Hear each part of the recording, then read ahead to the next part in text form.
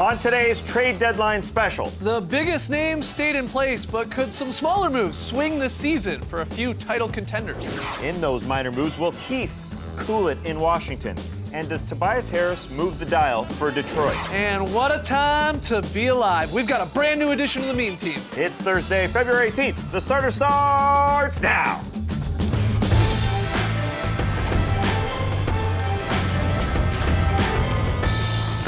Good evening, Sweet World, and welcome to the Starters NBA Trade Deadline Special. Whether you're listening to the podcast or joining us on NBA TV and or YouTube, we're happy to have you. I'm J.E. Skeets, and alongside me, as always, that's Tass Mellis. Just traded these for these. Pretty sure I lost the deal. Oh, that's You a know? bad deal. Yep. To his right, it's the international man of mystery taking it to the max, Lee Ellis. Friend.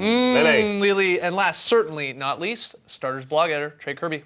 Hey Yo! TK, what's happening tonight? Well, I'm here at the internet looking for your best tweets at #TheStarters, and like you mentioned, it's trade deadline day. And while it's not the most exciting deadline, 7 years ago to the day, the Chicago Bulls made the greatest trade in deadline history, bringing back my main man Brad Miller in a trade with the Kings that also netted them John Salmons. What a haul for just Drew Gooden, Andres Nocioni, Michael Ruffin, and Cedric Simmons. Salmons and my main man, Big Brad, were huge pieces for the Bulls in that Celtics series later on that year. Brings us to today's question. What is your all-time favorite trade deadline deal in league history? Not the biggest, not the best, not the one that meant the most. Your favorite. Tweet it to us at #TheStarters, and we'll check in with you a bit later. All right, great stuff. Nice. All right, today's NBA trade deadline, I think it's safe to say, was maybe less about who got traded and more of who didn't get moved. Of course, I'm talking about some of the bigger names. Dwight Howard staying in Houston for now. Kevin Love, Blake, they're still with their squads. Pau Gasol, he didn't get traded to Sacramento in the end. The Hawks, they kept their core intact, made some minor moves. Ryan Anderson, he's still with the Pelicans. And Toronto and Boston didn't do anything. So, of these names we see here, Tess, or maybe there's someone I'm missing. Biggest surprise in terms of a guy who is still with his team after that 3 p.m. deadline today? You got to be shocked that Dwight Howard is still on the Rockets. Is there a chance that he stays there past this offseason? It sure doesn't feel that way. I doubt it. And it feels within the locker room that they don't really like each other all that much, and that shows through in the way they're playing on the court. So many teams with cap room available. This guy will likely opt out of his contract because he's not going to get another huge deal after this next one he signs. So why not sign Right. it now when teams have a lot of money out there? Will he come back to the Houston Rockets? I highly doubt it. I thought that they would trade him away. Well, that's why they couldn't trade him, though, because teams wouldn't take him on knowing he wouldn't commit to that extra year of his contract. He's going to opt out, and that's no secret. That could have been that's part of what the happened. stipulation. That, Well, that's what hey, happened. Teams were saying, we want you to commit to that final year, and he was saying no. Yeah, Mark Stein reportedly said the Bucks were in talks to acquire Yeah. him, but things broke down when Howard said, "Look, I'm going to be committing to opting next out. year." I want to Yeah. get that final paycheck." And the Bucks are like, "Well, why would we trade you anything if you're Yeah. just a small-term rental here?" Steiny also said the Rockets spoke to Atlanta, Boston, Charlotte, Chicago, Dallas, and Miami. I mean, that's They were trying, in pretty theory, to desperate, get rid of isn't him. it? But it also shows that relationship's probably broken down with Houston now beyond repair. He's trying to get him out the door, Daryl Morey, and just no one would take him simply because to give up that much for what they expect the Rockets in return for the rest of this season, no team was prepared to do it. Yeah, how awkward could these final months now be here Yeah. for the Houston Rockets with Dwight Howard going nowhere and going to be sticking with James Harden? If that Yeah. is a relationship that has been rocky or broken, this could be some strange times here for the Rockets. You gotta hope it's a Manny Ramirez situation where they dangle him in a bunch of trade talks, nobody wants him, so he goes back to his team and says, okay, well, I gotta make the best of things Right, here, yeah. and maybe that's what'll happen. Maybe he sees now, I'm clearly not a huge part of the future, so I gotta ball out. This is gonna be a contract year, so. That's what it is. Comes down it's to gotta now. be. It's a contract season for him, so it's no good him sulking on the bench. Yeah, He's you're got to right. go out there and perform, and the Rockets obviously need him to do that. And if things turn around, then perhaps he could stay there after this season, but it certainly doesn't look that way right now. Let's be clear. Dwight Howard always plays his butt off. He doesn't No doubt. sulk and cry on the bench. He's played his butt off, and he turns it up during the postseason. He So has. if the Rockets do squeeze in there, right now they're on the outside looking in, which is shocking at this point. But if they squeeze in there, he's going to look like one of the top 3 or 4 centers in the game, because that's what he is. If he does opt out, which we all sort of expect he will, is someone going to throw max money at Dwight Howard? Past his 30s here now, not being the same player that he has. You're shaking your head a little bit, Well, rolling your eyes. There's going to It's be a great lot of question, money I know. available. And a lot of teams will want him for certainly in the next year or two while he's still youngish. But to commit, say, 4 or 5 years perhaps to him, I think that is a little bit of a stretch, certainly for that huge cap space that's coming next season. I think teams probably don't want to throw 120 at him or anything like that. That's my opinion. I think teams are going to throw it at him. They have to. Dwight Howard is just a lock in this league as one of the best. Is he still? Yeah, he is. He's one of the best Well, centers in the league. He's been in decline, though, for the last couple of years. I know he did perform well in the playoffs, but he's only getting you through. Like, he only played 41 games last season. He's going to miss a lot of time this year.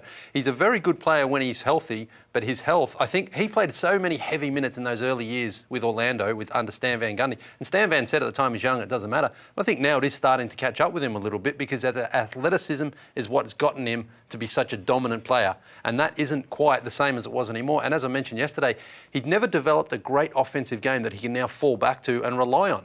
His athleticism is what's made him a star. So as that goes, it makes his impact lesser. That's why I thought Charlotte was a nice little matchup, because he played for Steve Clifford as well as Stan Van Gundy in Charlotte. Steve Clifford, the assistant coach there for a lot of years. And those were the days for Dwight Howard. Yeah. If he could harken back to those days, I'm sure he wants to forget about the LA and Houston days to some degree. And they know how to use a big man like they do Al But he Jefferson. doesn't have those sort of moves. That's the thing. No, I'm not saying that he has those sort of moves.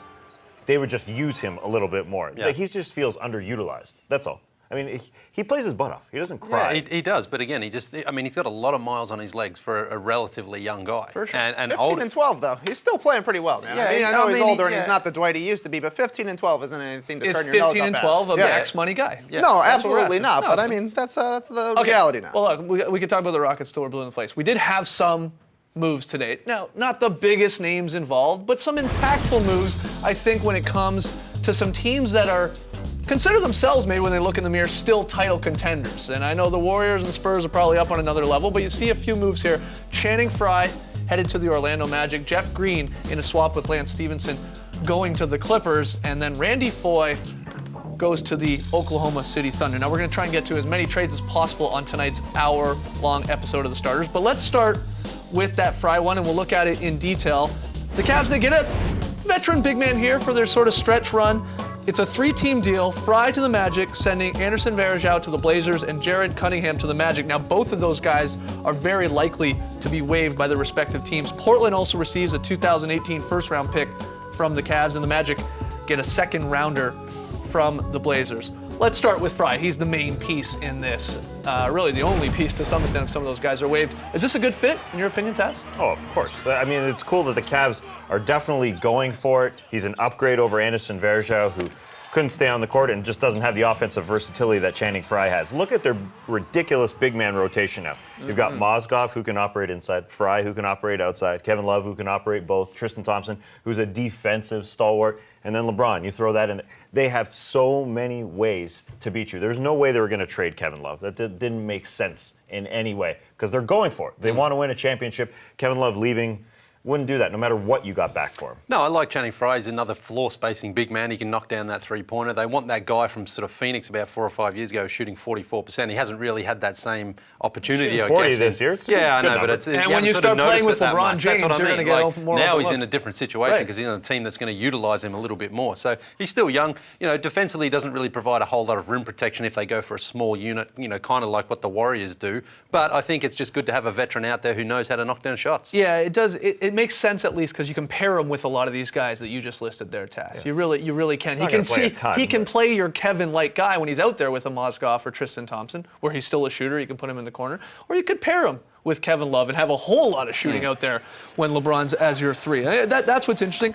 I don't think it really makes the Cavs that much more of a title contender in terms of challenging like the Warriors, let's say, come the finals. But they got to get there first, Yeah. and that's what they're doing here. And it's an upgrade over Anderson Varejao, who wasn't really playing for them. Yeah, it's another weapon. He shoots the ball from three-point land extremely well, even if you haven't heard about him because he plays on the Orlando Magic, which sort of makes sense.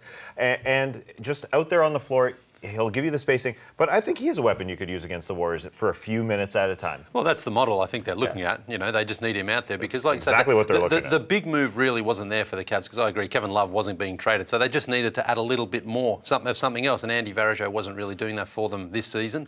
So Channing Frye gives them a little something else. It's sort of weird after the deadline had passed that of those teams in the East that are obviously trying to get to the finals, the Cavs were the one that made the move. In a smaller move, again, here in Frye, but no Love, where the Raptors, who are chasing the Cavs for the #1 seed, the Celtics, not that far from behind them, those two teams end up doing nothing. Were you shocked at all that the Raptors, we had talked to Masai Ujiri on our show up in Toronto, he addressed the situation he has for weeks about we could use a power forward upgrade. He doesn't do anything. And then the Celtics with all their stuff do nothing as well. Shocked by that? Well, apparently they were after Thaddeus Young with the Brooklyn Nets, but the Brooklyn Nets didn't have a general manager until today. So Congratulations to Sean Marks, by the way. yeah, congrats to that guy. He's apparently well loved throughout the league. But if you don't have a general manager, it's hard to make a trade. And they looked for a power forward spot, didn't want to mortgage their future, didn't want to mess with their chemistry.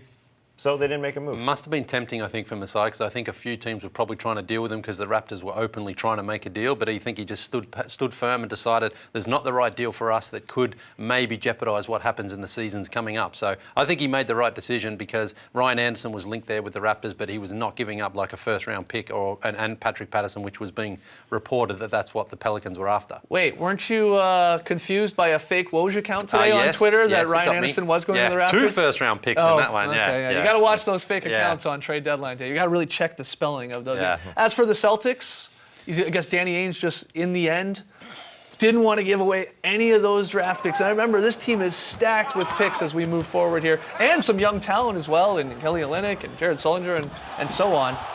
Deal just didn't cross his table that he liked? Well, I think one thing to look out for this offseason is there will be moves when teams strike out on players. Because there are so many teams that have a lot of money, but there just aren't enough players to fill those. So that's when the Celtics might, bang, just We get know that get Danny in Ainge there. likes to ask for everything as well, so maybe point. he was a little bit aggressive there. All right, lots more still to come here on this loaded trade deadline day special. When we return, does Jeff Green make the Clippers a legit title contender? We'll debate that and more when we return. You're watching The Starters.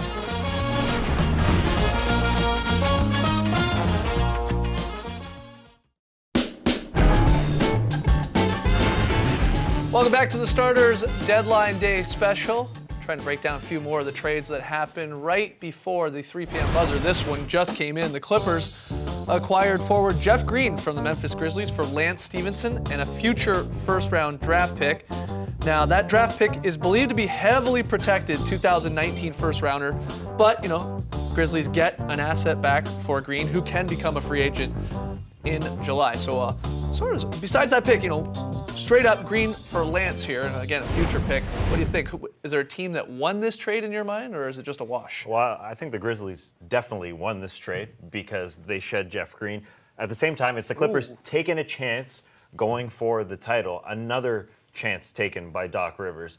I don't mind it because Jeff Green is an upgrade, isn't necessarily an upgrade on Lance Stevenson, but he is just a little bit more of a stable player than Lance Stevenson. Which is saying something. It is saying something, Which is but they crazy when we're saying Jeff Green is more stable than Lance. It's not Jeff just Green is Lance the guy Stevenson. you can always talk yourself into at the deadline. I feel Yeah. like you're like, Jeff Green, he's pretty good, and that's definitely better one the Clippers have had so far. And it's not just him better than Lance Stevenson. He's taking the place of Wesley Johnson, who's a fine small forward. Paul Pierce, some minutes there. So it's, hey, he's fine. He was coached by Doc Rivers. It's just, it's kind of an even level trade. I'm surprised, though, that the Clippers got anything for Lance Stevenson, really, because he hasn't had the impact that they were hoping for there. He hasn't played a lot of games. He's been DNP CDs. And I think that the Grizzlies said, well, if you give us a first-round pick as well, we'll take him off your hands, because I don't think That's why that was a great move by the Grizzlies, in my opinion. Yeah, I mean, especially that's with right. Green very likely going anyway. Because no one's been giving up first-round picks either, so they managed to grab one. But I think Jeff Green is an upgrade over Lance Stevenson, just because Lance Stevenson wasn't really playing, wasn't doing much when he was playing. And we've just seen what's happened with him. I mean, he just, since his days in Indiana, he turned down that 5-year, $44 million deal, and he just hasn't been able to find a home since. I don't think he's going to last long-term in Memphis either. Jeff Green just has to be a better Lance Stevenson. Lance Stevenson started for the Clippers this year for the first 8 or 9 games. Then he didn't come ready to play one game, and Doc Rivers said, "Okay, you're not ready to play. Get out of here." Yeah. And so, but Jeff was part of some chemistry problems in Memphis, reportedly too, that he wasn't working his butt off. So you're getting another guy in who was part of, maybe not caused some chemistry problems in Memphis. All you got to do is be a better Lance, and by that I mean you're the 5th best player on this starting lineup if you play. Chris Paul is setting up Blake and DeAndre and JJ Redick, and then you stand there in the quarter, Jeff Green, and when you get the ball, you shoot it, and you drive it all the way to the hole, which he is obviously capable of. Will he do it is the question. But this is a beautiful, perfect 5th type starter when you look at him in theory for this team. I get that, but at the same time, Doc Rivers just hates the draft. I mean, he could just not care less about Yeah, I mean, it's an taking asset. picks. I You're mean, he's giving an already got. asset I think the Raptors already have the 2017 pick. We've seen guys he's drafted already, gone or in the D League in terms of Wilcox. Reggie Bullock was one young guy that's already. I mean, he just doesn't care. He's all. I mean, sometimes can be the problem, I think, about the coach and the GM being the same person. They're going for because it, yeah. Coach Doc, he wants talent right now. Jeff Green seems to be an upgrade over Lance. I get that. Whereas the executive, the GM, maybe Rivers, you should be thinking a little bit more long term. He's just going all in. And I don't know if getting Jeff Green today really makes the Clippers all that much better in terms of battling your Warriors and Spurs. No, it doesn't make a huge difference there, but they weren't going anywhere with Lance. So I think if you're going to make that deal, just that first round pick does change things a little bit. Yeah, but otherwise, it does. you got to make that deal, I think. We will see. All right, another move by one of the contenders, at least, in the race in the West was the Oklahoma City Thunder. They went out today and acquired guard Randy Foye. Now, it cost them, going to the Nuggets, DJ Augustine, Steve Novak, and 2 second-round picks. Oklahoma City, though, saves about $8 million in the deal in luxury taxes. Its tax bill dropping from $14 million, down to 14 from $22 million. Also opens up a roster spot for the Thunder as well. What are your thoughts on this one? Randy Foye, nice little piece there for the Thunder as they try and make some waves in the West? He is that elusive shooter that the Thunder are always looking for. If he can come up with a 6-point or 8-point fourth quarter in one of these playoff series, then that's all they're looking for. Russ, KD, Serge, and whoever's at the center spot is Steven Adams. You play alongside Randy Foye. Just stand there and just shoot it. And that's all they're looking for from Randy Foye. Yeah, he'll fit in. He can play a tiny bit of defense. He can play the 1 or the 2. Maybe he'll hit some shots. He's not shooting very well so far this season, but he's got a track record of shooting it well, so why not bring him in? Yeah, 37% career three-point shooter, horrible numbers this year, but do you like this? Yeah, I mean, Novak wasn't really anything to do with the future there. And DJ Augustine, I think he lost his minutes to Cameron Payne. Absolutely. So yeah, he didn't really cost the Thunder anything. And I think, as you're saying, if Foye is out there and all he has to do is shoot 3-pointers, I think that's not a bad move. Yeah, by the Thunder. I think this move only happens because Sam Presti does a good job of getting a guy like Cameron Payne, and he shows that he can sort of already play in this league. Yeah. He took DJ Augustine's minute. Yep. DJ Augustine has been a very solid backup point guard for a lot of teams in this league. But, the Thunder, they've got Payne. They're happy with him. The minutes will go to him. He gives them a little youthful energy, of course, off the bench. And so they go, okay, let's go and try and get some more shooting. Like you said, Tass, and that's what they need. And they save money, obviously, Yeah. and they show KD, hey, we're going for it. One more small little move, but we're continuing to go for it before you become a free agent. And the Nuggets, it's a nice pull for them as well. Yeah. 2 second-round picks, it makes a difference. Yeah, absolutely. With all these trades, by the way, jump on Twitter, hashtag the starters, thumbs up or thumbs down. Who won the trade in your opinion? Trey keeping his eye on all of your tweets. All right, gotta take another break. When we come back on our trade deadline special, Markieff Morris is free. Fly, Markieff, fly. We'll break down Markieff going to Washington and a whole lot more when we return. Funky Duck, Markieff Funky Duck.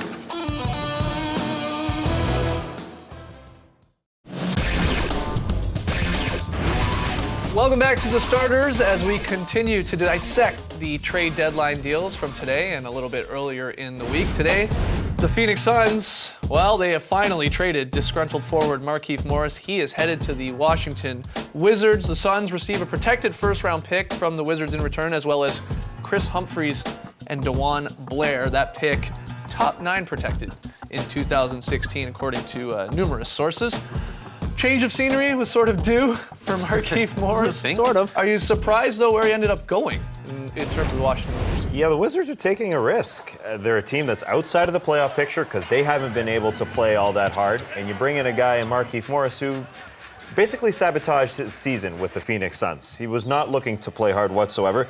At the same time, I like the risk. He's 26 years old. He's on an incredible contract, borderline all-star potential, and borderline funky duck potential. I don't It's know. It's going to take him Material. forever to get to Washington. Yeah, I mean, he's got potential to ride this smoothly if there are no speed bumps in the parking lot. And he's on his phone. These millennials, He's millennial. Speed bump takes him out. That's not a good start. This is, though, now heavily on Markieff to prove himself.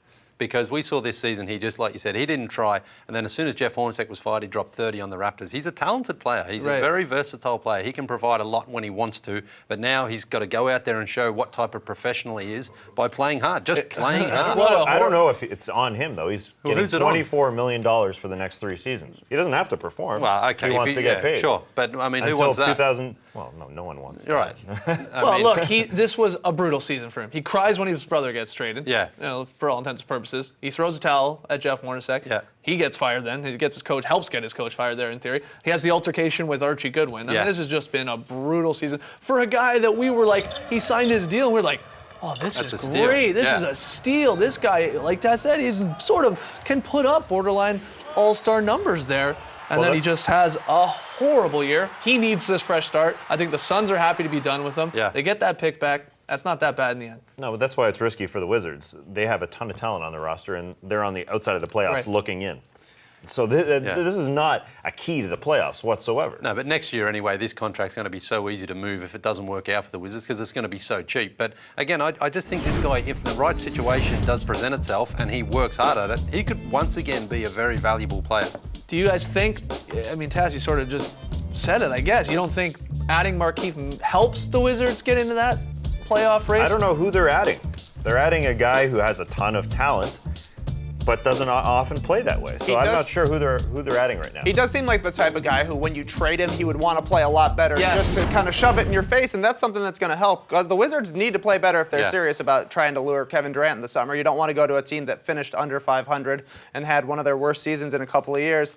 I think bringing him in just shows, hey, we're trying to get a little bit younger, a little bit more athletic, and you have to imagine that a fresh start is just going to be somewhat better. And the roster differences between the very young Suns, where he's almost like a vet on that Yeah. squad to some extent, to the Wizards with John Wall as your all-star, your superstar, and then guys like Gortat and Nenny that are still there. Yeah. There is some veteran leadership in that locker But room. they've Maybe had that some helps keep major them in check. problems this season. The Wizards themselves. Oh yeah, Yes. Marcin Gortat has said. I mean, there's no positivity in our locker room right now.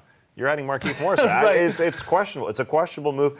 I like the talent upgrade, obviously, but it's a draft pick that's going the other way. One of the other teams in that Eastern Conference race trying to get into the playoffs for the first time in a long time is the Detroit Pistons. They made another move today, not long after Tuesday's move. We'll show them to you both. Today, they got Donatas Motiejunas and Marcus Thornton from the Rockets for Joel Anthony, who, by the way, has already been moved to the Sixers, but as well as a protected first-round pick. It's top 8 protected in 2016, top 10 protected over the next 2 seasons. So Motiejunas going to Detroit.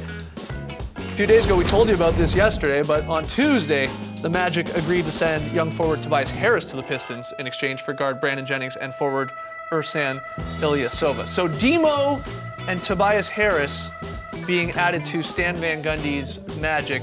Sort of funny in a weird way that it took the first-round pick to get Demo and not to get Tobias. Harris. That's the first thing that jumps out to me. It's like the Magic should be embarrassed that they couldn't get a pick for Tobias Harris because everyone else we saw basically got one. Morris got Phoenix first-round pick. Portland got a first-round pick for absorbing Varejão's contract. I said Demo, Jeff Green with the Grizzlies there. And Harris, the Magic, they don't get anything for him in terms of picks. Yeah, Daryl Morey did a good job getting a first-round pick. Stan Van Gundy will sometimes overpay a little bit for a guy he wants, but he subscribes to the theory, who is going to be in that hole if we don't get that guy? It's not so much about how much we pay for Donatas Motiejunas, but who is the backup forward now? Well, right now they've got a great little bench with Motiejunas, no matter what they paid, and Marcus Thornton as well. Marcus Thornton's going to be able to go off on that bench because that bench is very, very weak. That was the problem when they traded away Brandon Jennings and Ersan Ilyasova for Tobias Harris. Their bench was extremely thin. Now they get a couple guys. This team is knocking on the door for the postseason. They look much more like a Stan Van Gundy-like team. And you're also paying a first-round pick for a guy in Donatas Motiejunas who's a restricted free agent. But I'm not even sure if Stan Van really cares if Motiejunas plays this year, because that means he'll be cheaper as a restricted free agent this offseason. And it's a lot easier to give up a first-round pick when you're not giving up a first-round pick for Tobias Harris, right? You're like, if you combine those two trades together, you're giving up one first-round pick between those 3 guys. That's not so bad. It's kind of like the Mozgov situation last year. Yeah, we saw Motiejunas when he plays for Houston. He can be a valuable player, but he's obviously this season been so injured with the back injury, and I don't think he's going to be able to get over that and really fully participate for the whole season and be the best player he can be. But long term, he might be that. And Marcus Thornton, we know he's a bit of a gunner, a total gunner, in fact, and he's going to cause a few heartaches there for Stan Van. But he's also going to have a couple of those quarters, just what they need. The Pistons, just an injection. He's going to have 20-point quarters, and it's going to give the Pistons a good push off the bench. Jody Meeks light. Is that safe to say? Marcus Thornton? Yeah. Very light? Very, very, very Sure. light? Yeah. Jody Meeks? All right. I mean, the Pistons, what does intrigue me about what they've done, and we talked about it a little bit yesterday, is they are still continuing to just add young guys to that squad. They have a very young crew there. It starts with their stars in Drummond and Reggie Jackson. But all these other pieces too, like Caldwell Pope and Johnson, only 19 years old. You know, Harris and Demo are right in the mix there, so they're going to find out whether they can all gel. And then that looks on paper like a very solid 7 guys. And then you hope maybe you get some more vets that you can add in terms of backup roles and helping in terms in the locker room and stuff like that. Stan Van has swapped this roster. What do we say, Trey, that there's only 2 guys there since he took over, and those are Drummond and KCP, yeah. Yeah, 2 key parts in Drummond and KCP. Got a nice little versatile wing sort of rotation now with KCP who can stop people, Stanley Johnson who can stop people, and then Tobias Harris, you know, a 2-3-4. Donatas Motiejunas in there reminds me sort of the Rashard Lewis days in Orlando. They just have a ton of wings who can switch on defense at any time. And Stan Van likes to give guys roles, and they seem to know what their roles are. Like in Orlando, when he had JJ and Rashard and all those guys, Jameer Nelson, they all seem to knew exactly what was expected of them. So I think, again, getting all these players in, Stan's going to have a defined role for everybody, and he's going to go and expect them to perform. And it's sort of funny. I like that Stan Van and the Pistons, they say, you know what? Forget all this craziness that might come in, all this cap space coming this summer. We don't really want any part of that. They're going to have some money to maybe try and go get some guys, but not that big money now. They're fine with making these moves. I like that because someone eventually is going to lose out this summer. Of course, there's plenty of teams. Like you said, Tass, already. There's all of this money, all these teams have all this space, but there's only so many guys to go around. And someone's going to be left going, well, there's no one to dance with. We got all this money in our pocket, there's no one to take out for dinner. Just going solo dancing. Dinner and dancing. Sounds like a great time. That's right. So the Hawks, moving on here, we got some more minor moves here. This one, a bit of a 3-way deal. At first, we thought it was 2 trades. I guess it's a 3-way. Oh, gotta love a 3-way. The Hawks received Kirk Heinrich. It's okay. The Bulls, I'm talking about trades, Lee, you dirty. The Bulls received Justin Holiday and a 2nd-round pick, Utah via Denver, and then the Jazz received Shelvin Mack. So what's interesting here are maybe the teams involved. We had heard the Jazz being rumored to try and be making a move let's say Jeff Teague or a bigger name. Ty Lawson's name was being thrown around as potential. But in the end, they go with a backup point guard from the Hawks in Shelvin Mack, and then the Hawks go and get a backup point guard in Kirk Heinrich, who returns to Atlanta. And the Hawks don't move any of their big guys in Horford, Teague, Korver, or so on. That's what I'm pumped about. I'm glad the Hawks are going for it one more time. Why not? With their core. Yeah, why not? I feel like their guys are borderline getting to that age. Korver's into his 30s. Al Horford, Paul Millsap at the 30 mark. I want to see them do it one more time and go after those Cavs. I know no one gives them any hope of beating the Cleveland Cavaliers in a 7-game series, but I feel like they would have taken a step back for no reason. At this point, they wouldn't have got any better. They wouldn't have gotten any great parts. I feel like you can do that in the offseason. Just do it one more time. Yeah, especially with Horford. I think it's important they kept him because I still think they have got a good chance of keeping him beyond this season because he's been there for so long. They can offer him so much more money than everybody else, and he's such a solid veteran. It is going to take a max deal. Yeah, it's going to take a max deal, right? Because now we see teams like the Magic who have all this cap room. They're reportedly going to very interested. They tried to get Millsap already last season. They're going to try and make a move at Horford, reportedly, so it's up to the Hawks to see if they can entice him to stay with that extra year, right?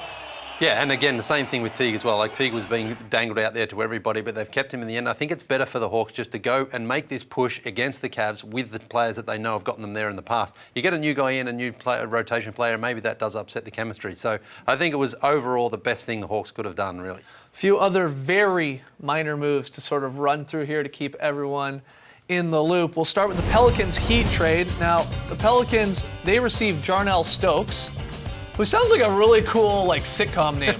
Yeah, Jarnell. He got voted off on Survivor last night, right? No. Hey, no spoilers. And cash considerations in return for a conditional 2nd-round pick. Now, the Heat weren't done making these sort of very minor moves here. They also traded Brian Roberts, who they recently just got, and a 2021 2nd-round pick to Portland in return for cash. So the big thing here with the Heat's moves are them just cutting that luxury tax. They didn't want to be in that repeater situation of the 3 of the 4 years. You got to pay crazy money. And they get under after some dinking and dumping when it came in terms of some of these deals. This one, just to refresh your memory, happened on Tuesday. It was a 3-team deal between the Hornets, the Grizzlies, and the Heat. You saw Brian Roberts was there. He's gone now. Courtney Lee, the big piece, going to Charlotte. Yeah, A disappointing trade deadline day. Do you agree? Disagree? Well, we're only disappointed because we expected and we wanted that big We at least wanted one big name. Yeah, poor old Woj. He probably didn't feel like it was his birthday today, but You know, I mean, teams are all looking for ahead to next year. Is it his birthday today? Well, it technically is his birthday. Trade deadline, you know. Technically? Yeah, this is his I Christmas. think the technical birthday is the day you're born, but I don't know. He looks forward to this day more than he looks forward to his birthday. I guarantee you that. All right, we gotta take a break while we figure this out, whether or not it's Moshe's birthday. Tweet at us, Moshe. When we come back, Drake, he features prominently in a brand new edition of the Meme Team. Don't go anywhere. You're watching The Starters.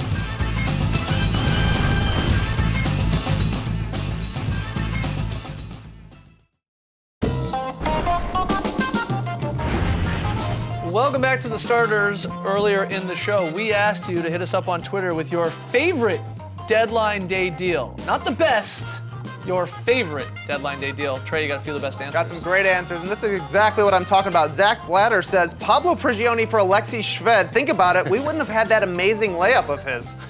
Huge deal in the league, no doubt. Yeah. Tamberlin's Tip-Off says, my favorite trade, JYD1, Jerome Williams, drives from Detroit to Toronto because he was so excited to play with the Raptors. Pretty amazing story. I guess it's a close drive, though. Felix Wu says, the Warriors getting Bogut and moving on from Monte Ellis paved the way for the Splash Brothers. True. Yeah. True. Rance Stoddard says, Shaq to the Suns in 2008. Didn't end up working out, but we did get one of the best nicknames in the biz, the Big Shaqtus. Love it. And finally, Ben Bear says what a million people said, She. Yeah, there he is. Remember that? Yeah, just a couple of games in that Hawks One jersey. game. One game. No, one game. Yeah, 20 points though, right? Yeah, 5 blocks, I think. He actually looked pretty good in the uni there, too. Yeah. He looks good in any unit, if you ask me. All right, great stuff.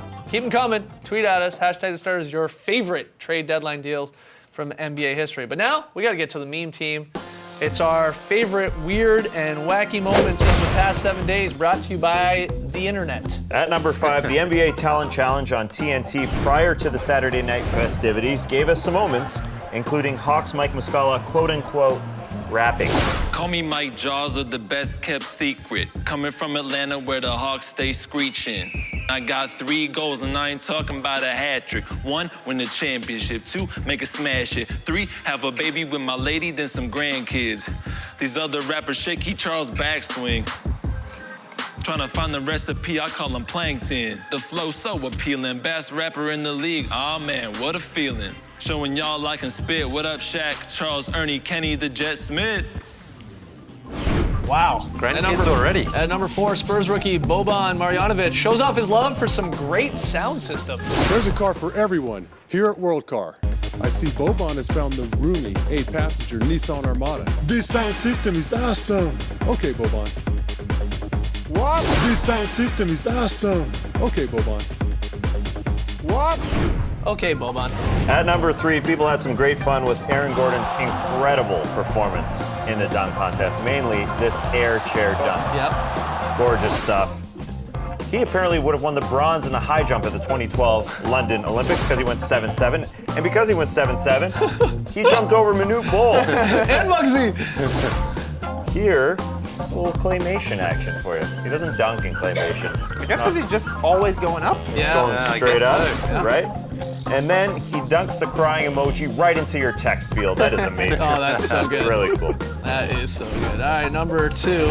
Kawhi Leonard, not known to be the most personable guy when he's on the court. Very stoic, sort of unimpressed a lot of the time.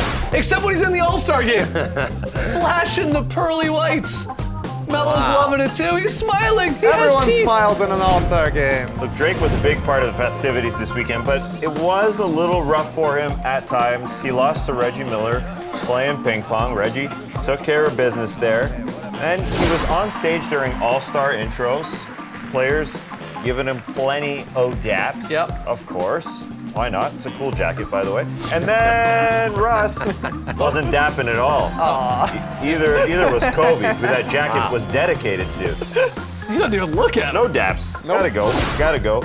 And then, because he was in this photo between LeBron and Kobe squaring off, well, people had a lot of fun putting him into famous sports moments. Ali over Liston. Then Odell Beckham Jr. with that catch. I can't see it, Drake. Sit down. Yeah. And then the shot by Michael Jordan. Down in front. Thanks to SB Nation for putting all those together for Great us. stuff. Did you guys catch the Drake versus Reggie ping pong game? See any of that? Haven't seen course, it yet. yeah. No. Yeah? They're both got some game. Of course, they were prepared. Yeah, apparently Reggie was taking it very, very seriously, and you could tell. 'Cause he's good. He's got that crazy arm. Are you good at ping pong? by the way? No, I've not never really. played- I can play a little bit, but you're pretty good at it, I think. Yeah, no, yeah, You I'm told me great. you're good at it. Yeah, I'm great at it. That just means I'm better than you at Right, it. well, let's have a game then. Oh, okay. Put it on Bring in the TNT. ping pong table. Bring in the big table. All right, we gotta take a break. When we come back, we'll play a quick game during the break. But when we come back, we'll pick the biggest winners and losers from today's trade deadline. So coming back, you're watching the Starters.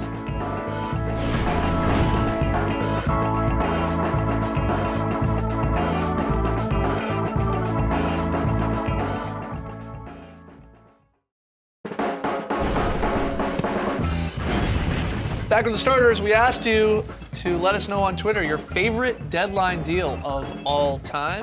Trey, you got a few more answers firing in today. Absolutely. Chris Jones says Captain Jack and Al Harrington to the Dubs, paving the way for We Believe. That was a huge trade back when that was a big moment for the Warriors. Good one, Chris Jones. Yeah, Curl Anthony Tunes. Thaddeus Young for Kevin Garnett, the big ticket coming back home. Kind of already forgot about that one, to be honest with you. James says February 1st, 2008, the Lakers got Pau Gasol, and I was crying because I knew the champs were coming. That was a huge move. Yeah. Francisco Ribeiro says 2011, the Clippers sent Baron Davis and a first-round pick, which ended up being Kyrie Irving for Mo Williams and Jamario Moon. This guy must be a Cavs fan. Yeah, that's a And painful Clint trade Bond right there. says Clyde Drexler to the Rockets for Otis Thorpe. That's a classic, Lee. I have to imagine you had some opinions about that back in the day. Yeah, 1995. I think the Rockets were in 6th place when that happened. That's and, right. Huge season-swinging change for the Houston Rockets. Clyde going home, partnering up with Akeem, and the rest is history. Getting that chip. Yeah. All right, keep them coming, guys. Your favorite deadline deals of all time. Hashtag the Starters on Twitter. All right, so we've talked about nearly all of those trades, even the minor ones. Sorry, Joel Anthony going to the Sixers. Didn't really bring that one up. But as we look back at today's sort of busy day, or even this week, if you count the 2 trades from Tuesday, Task, play a little fill in the blank here.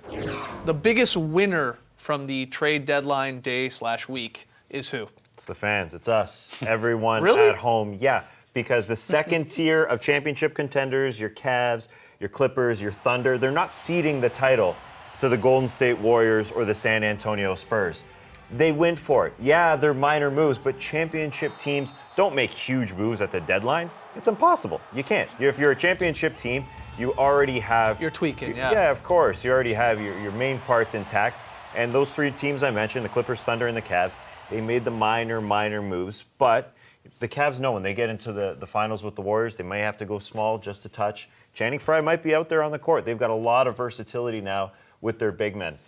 Randy Foye, it's the same thing with the Thunder. Those little tiny moves, a little 6-point quarter, a little 7-point quarter from one of those guys. Yeah, it doesn't seem like a big deal right now, but Channing Frye can shoot the lights out. Randy Foye can shoot the lights out, and he can drive apparently. Never seen him do that. And, you know, it's going to be really interesting to see what Jeff Green can do. This is basically the second year in a row Jeff Green was traded. At this time, you're going to be a supplementary part. Maybe you learned from last year when you went against the Golden State Warriors. You guys were up 2-1, the Memphis Grizzlies were. The Clippers are a good matchup for the Warriors, too. That's going to be a really So interesting you say- second-round matchup, possibly, Clippers-Warriors. The winner, just the hope of some of these contenders. Yeah, it's not just... trying to get yeah. a little bit better to maybe challenge We've got the Warriors and months. Spurs. We've got months to watch. I don't want to just cede the title, and I think everybody out there, including the Clippers, Thunder, and Cavs, they don't want to see it either. All right, Lee, fill in the blank. Same question. Biggest winner of the trade deadline was who? I'm going with the Detroit Pistons, and not necessarily just for this season, just for their next couple of seasons, because I think Stan Van, as we mentioned, has kind of built the team that he wants and he wants to coach. He's got good players. He's got all-star already there in Andre Drummond, potential other all-star maybe in Reggie Jackson, and even maybe in Tobias Harris if things work out really well for him. So I think Stan Van, when he came in and he took that job, he was adamant he wanted to be president and coach because he wanted to have total control. I think now he's built that team that he wants, and I think the Pistons are a pretty good team, but again, maybe not this season we're going to see the full benefit, maybe in the coming years. I was just going to ask you, what has to happen this season for this to be the right trajectory for this squad? Is it just make the playoffs? Is it put up a fight in the first round, win a first-round Yeah. playoff series in that sort of muddled East? What's the answer to I that? think- you think it's just get in there because they haven't been there in 6 years? I think they'd be looking at getting out of the first round would probably be their best chance of success, I think, this year. I mean, maybe it would happen, maybe it won't if they finish 7th and maybe take on the Raptors. I mean, the Raptors have been very, very good and would be favoured in that series, but I think the Pistons would sort of look at it as a stepping stone to the future. So any playoff experience would be very, very good for those guys. Reggie Jackson's already been there, but Andre Drummond would be great for him to get in the playoffs and just experience it and see what it's like. Yeah, Tobias Harris kind of seems like a tricky player to sort of fit into systems. He's had a trouble fitting in with Milwaukee and in Orlando now that Scott Skiles came there. And that's why I think that it's important that you mentioned that this is a move for further seasons too, because it'll probably take a bit for them to click. They're adding 3 guys who are all pretty young guys to a team of already young guys. So it might not mesh right away, but in the future, if they're not going to be able to contend in free agency, they basically got a free agent 2 straight seasons in a row. Great stuff from Stan Van Gundy. I thought Mark Stein, in terms of winners, had a great tweet up after this all happened today. It pointed out 3 teams that did very, very little things but are great for the long term of their organization. The Miami Heat, we talked about it, getting out of the luxury tax. That's huge in just terms of saving massive amounts of cash once you get into that repeater. So nice, again, little tiny moves, get rid of some guys that they're never going to probably play anyway to get under it. He points out the Blazers. They used that cap space, and they were way under as it was, to score some future assets. They got some picks, and I think the same can be said for the Grizzlies, who very quietly walk away today with, 1 first-rounder and 4 second-round picks. And the toughest team in the league for sure. Yeah, and they've got a very weird squad with Lance Stevenson, Matt Barnes, Zebos. Yeah, they're good. Chris Anderson, a lot of energy on that squad. So, again, not really sort of impact. It's more future assets, picks. And that does mean something. If you can, especially if you got 5 of them, you hit one of those, and it's suddenly a star player or at least a potential star player. That means something on maybe when you look at your team too, and they don't even really know what they're doing in terms of Gasol and Conley and where they move from here. So a great point I thought from Mark Stein, just pointing out some of those lesser teams. All right, those were the winners, in our opinion. Fill in the blank task. Biggest loser from the trade deadline is who? I'm going to call the Pelicans a loser. Now, I'm not 100% sure what was on the table for them, but at the same time, I know next year the team that they have right now is not going to look like the team that they're going to have in the coming years, because Ryan Anderson is a free agent. We know Norris Cole's a free agent, as well as Eric Gordon being free agents. You couldn't get anything for those guys. A Markieff Morris, who is a Ryan Anderson type, a power forward who can shoot the ball a little bit, warranted a couple players as well as a first-round pick. Now again, the difference of the contract is big, though. Morris is locked into his deal for a couple years, that's where true. Anderson could leave. So you never know what was on the other side for Dell Demps, and maybe these moves, the ones he didn't make, are the better moves, but you know that I think all 3 of those guys aren't going to be back next year. So not to be able to get anything for them is a little bit of a loss. Yeah, I would agree with that. This has been just such a brutal season for the New Orleans and Pelicans. it's clear there aren't a lot of sellers right now, because teams that in the 9, 10, 11 spot, they have a good shot of making the postseason. But the Pellies aren't making the postseason. So I think this was their time to sell a little bit, considering all the turmoil on that team. Yeah, a little shocking in the end that nothing gets moved really from them. All right, Lee, same thing, fill in the blank. Biggest loser from the trade deadline is who? I think it's Dwight Howard and the Houston Rockets by extension, because Daryl Morey was really trying to push him out there and they couldn't find the right deal. And because of Dwight's contract, I think that's why no team was prepared to take a gamble on him for just the remainder of this season. And remember, the Rockets made the conference finals last year, and really for them to have fallen off to this level already is not a good sign. This could have lasting impact as well on perhaps James Harden, because it was reported that Morey was trying to get rid of Ty Lawson and Patrick Beverley as well. So if you're James Harden, these are your prime years. This is where you want to be competing. If he's looking around and next year he's going to have a whole new set of faces on that team, that could affect... Starting from scratch. Yeah, that could affect what he wants to do going forward. So I think Daryl Morey, I think he's great because he's aggressive. He's always trying to find the right deal for his team. But I think now it's almost, it's out there and we've discussed it already. If Dwight can put this behind him and really put in a big, strong end to this season, then maybe he will go back there. But I think that's very unlikely at the moment. I think it's super unlikely. Both, like you said, Ryan Anderson, Dwight Howard, you'd be shocked if they're with both their respective teams next season at the very least. All right, so a couple winners and losers from the trade deadline. Got to take one more break. But when we come back, hey guys, basketball, it's back. It's back. There you go, Trey. We'll get you all set for tonight's TNT doubleheader action. You're watching the starters. TNT's dynamite, I get it.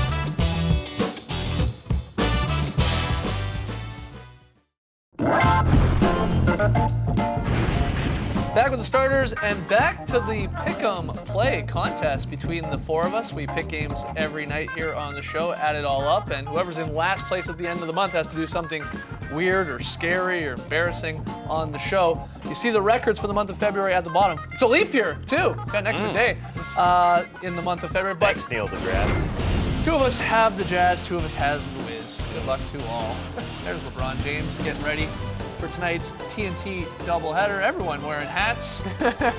Comes Kevin Love. Hats off to these guys. Still with the Cavs.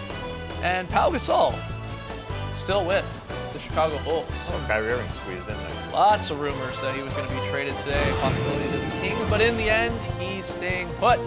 So TNT's doubleheader tonight. It's great to have basketball back. Bulls and Cavs, 8 p.m. Eastern on TNT, followed by the Spurs and Clippers. That could be a good one at 10:30. So, look, it wasn't the greatest NBA trade deadline day in history. A lot of the big names staying put. Dwight Howard, Love, as I said, Blake, Gasol, Horford, Teague, Ryan Anderson. But a few little impactful moves that possibly little could tweaking. have some say when we get into the playoffs in terms of Channing Frye to Cleveland, Jeff Green going to the Clips, and Randy Foye to the Thunder. But it was exciting. Checking Twitter all day, that's for sure. That's it for us. For sure. My Twitter site got a lot of Did clicks. it? You were killing it with Lot your of Twitter stuff on heat your today. Twitter site. Thanks for joining us, folks. And remember, sometimes the best trade is the one that's not made. Brace the night, people.